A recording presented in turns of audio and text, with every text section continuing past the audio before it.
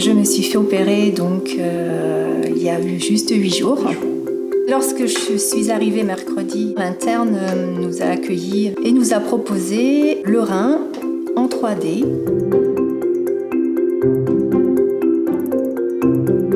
Nous menons actuellement un projet de recherche intitulé Rein 3D Print. À travers ce projet-là, on a pour objectif d'améliorer l'éducation préthérapeutique des patients. Et pour ce faire, donc, on travaille en lien avec l'équipe de l'IUT de Bordeaux et de la plateforme Cohabit. L'impression 3D permet de rendre palpable quelque chose qui ne l'est pas, et c'est l'imagerie. On s'est aperçu que 50% des patients en fait, n'avaient pas compris ce qu'on allait leur faire. Moi, ça m'a rassurée, mon mari aussi. Les images d'IRM, on n'y comprend pas forcément très bien. Donc là, tout de suite, on visualise. Et puis Clément, l'interne, nous a bien expliqué. Tous les patients que j'ai pu voir avec cette maquette 3D sont très enthousiastes à cette démarche-là. Ils apprécient cette franchise avec laquelle on vient leur dire voilà la situation.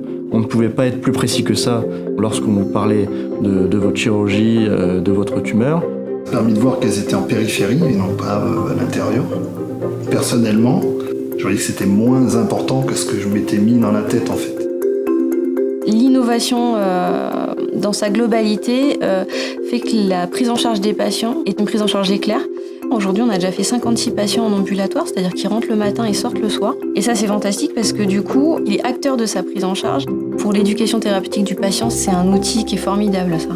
Ça va stimuler le patient à aller plus vite vers la sortie, en fait. Ce dont on s'est aperçu aussi, c'est que c'était de la même façon un vecteur de communication qui pouvait être tout à fait intéressant au sein de l'équipe. Et ça peut l'être pour les médecins avec lesquels on collabore étroitement, et notamment les anesthésistes, mais ça peut l'être aussi pour toute l'équipe paramédicale.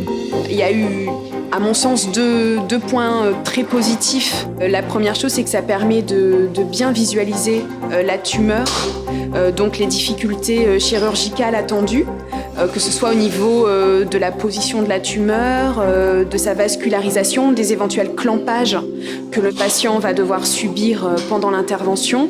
Et la deuxième chose, c'est que pour ce qui est de la prise en charge en ambulatoire, on comprend mieux en voyant l'image en 3 dimensions pourquoi le patient finalement est opéré en ambulatoire, si les difficultés attendues sont faibles, et pourquoi le chirurgien préfère le garder en hospitalisation sous surveillance pendant 24, 48, 72 heures après l'intervention si la tumeur est plus importante ou mal placée. Donc ce qu'il faut bien comprendre, c'est qu'avant l'obtention d'un modèle imprimé comme ça en 3 dimensions, il y a plusieurs étapes. La première des étapes, ça va être celle de l'acquisition d'une imagerie de bonne qualité. Puisque pour obtenir un modèle virtuel d'abord, puis imprimé en 3D, on va se baser sur l'imagerie personnelle du patient. Une des premières étapes qu'on a mis au point, ça a été de travailler avec l'équipe de radiologie du professeur Grenier, et en particulier avec le professeur Cornelis, pour justement avoir un protocole d'acquisition d'images qui soit en mesure de nous offrir un détail important, notamment vis-à-vis de la vascularisation artérielle. Être équipé sur place nous permet de pouvoir répondre dans le temps de la prise en charge clinique des patients. Il y a un deuxième axe qui est lié à la pédagogie, cette fois-ci non plus pour le patient, mais pour nos étudiants. On avait une jeune étudiante externe dans le service qui, du coup, était en mesure de suivre les images qu'on lui montrait sur l'écran de la paroscopie avec le modèle qu'elle avait dans ses mains. Dernier objectif du projet Rein 3D Print est aussi de travailler sur les matériaux, de façon à non plus avoir des reins imprimés avec des résines solides, dures, mais essayer de développer des modèles de training chirurgical.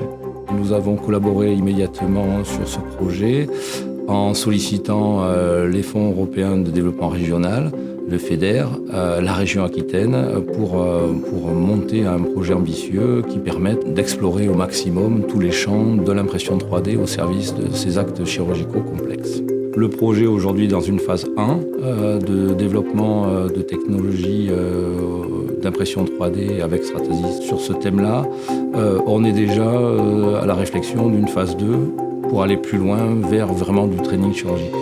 L'objectif serait bien évidemment de pouvoir simuler soit sur des modèles génériques, c'est-à-dire par exemple un cas de tumeur simple, un cas de tumeur de complexité intermédiaire, un cas de tumeur très complexe, donc pouvoir simuler la procédure chirurgicale, soit même carrément pouvoir simuler une procédure chirurgicale avec un modèle qui soit patient-spécifique. Et donc, entre guillemets, opérer la maquette quelques heures ou quelques jours avant l'intervention chirurgicale du patient.